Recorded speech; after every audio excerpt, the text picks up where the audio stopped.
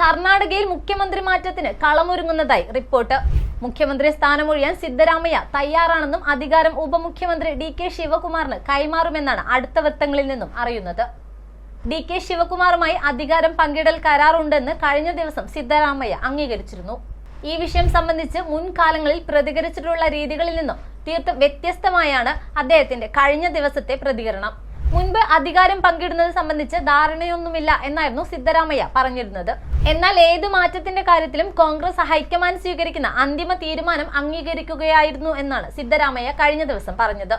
2023 കോൺഗ്രസ് അധികാരത്തിലേറിയപ്പോൾ മുഖ്യമന്ത്രി പദത്തിനായി ഇരു നേതാക്കളും തമ്മിൽ ചില അസ്വാരസ്യങ്ങൾ ഉടലെടുത്തിരുന്നു. തുടർന്ന് 2.5 വർഷം വീതം പദവി പങ്കിടുക എന്ന ധാരണയിലെത്തുകയായിരുന്നു. എങ്കിലും മുഖ്യമന്ത്രി പദം പങ്കുവയ്ക്കുന്നതുമായി ബന്ധപ്പെട്ട് ചർച്ചകളൊന്നും നടന്നില്ലെന്നാണ് സിദ്ധരാമയ്യ അടുത്തിടെ വരെ പറഞ്ഞിരുന്നത്. പാർട്ടി നേതൃത്വത്തിന്റെ കാര്യത്തിൽ തീരുമാനമെടുത്താൽ താൻ തന്റെ കടമ നിർവഹിക്കുന്നുവെന്ന് ശിവകുമാറും അടുത്തിടെ പറഞ്ഞിരുന്നു. 2023 നിയമസഭാ തെരഞ്ഞെടുപ്പിൽ കോൺഗ്രസ് വൻ വിജയം നേടിയതിന് തൊട്ടു പിന്നാലെയാണ് അധികാരം പങ്കിടൽ എന്ന ഫോർമുലയും ഉയർന്നു വന്നത്. തിരഞ്ഞെടുപ്പുമായി ബന്ധപ്പെട്ട DK ശിവകുമാർ നടത്തിയ പ്രചാരണ രീതികളും വലിയ രീതിയിൽ ചർച്ച ചെയ്യപ്പെട്ടിരുന്നു. സിദ്ധരാമയ്യയും കൂടാതെ ശിവകുമാറും അന്ന് മുഖ്യമന്ത്രി സ്ഥാനത്തിനു വേണ്ടി സമ്മർദ്ദം ചെലുത്തിയിരുന്നു.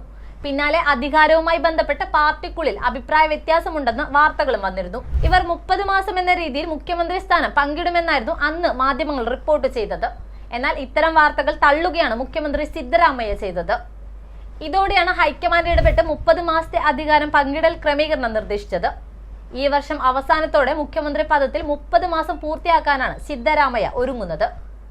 നേരത്തെ അധികാര കൈമാറ്റം സംബന്ധിച്ച് കോൺഗ്രസ് നേതൃത്വവുമായി ധാരണയുണ്ടെന്നും തന്റെ അവസരത്തിനായി കാത്തിരിക്കുകയാണെന്നും ശിവകുമാർ പറഞ്ഞു. എന്നാൽ ഇത് വലിയ വിവാദമായതോടെ സിദ്ധരാമയ്യയുടെ വാക്ക് അന്തിമമാണെന്ന് അറിയിച്ച് ശിവകുമാർ തന്നെ രംഗം ശാന്തമാക്കുകയായിരുന്നു. DK ശിവകുമാറിന് പുറമെ പൊതുമരാമത്ത് വകുപ്പ് മന്ത്രി സതീഷ് ജാർക്കിഹോളിയും മുഖ്യമന്ത്രി സ്ഥാനത്തിനായി അവകാശവാദം ഉന്നയിക്കുന്നുണ്ട് എന്നാണ് അറിയുന്നത്.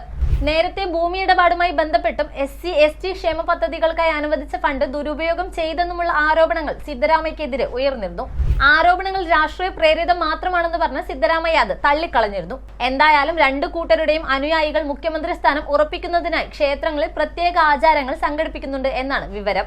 മെയ് 10 നടന്ന നിയമസഭാ തെരഞ്ഞെടുപ്പിൽ കോൺഗ്രസ് മികച്ച വിജയമാണ് നേടിയത്. കർണാടക നിയമസഭാ തെരഞ്ഞെടുപ്പിൽ 224 സീറ്റിൽ 135 സീറ്റും കോൺഗ്രസ് നേടി. BJP 66 സീറ്റുകളുമായി 2ാം സ്ഥാനത്തും കിങ് മേക്കർ ആകുമെന്ന് പ്രതീക്ഷിച്ചിരുന്ന JDS വെറും 19 സീറ്റുമായിരുന്നു നേടിയത്.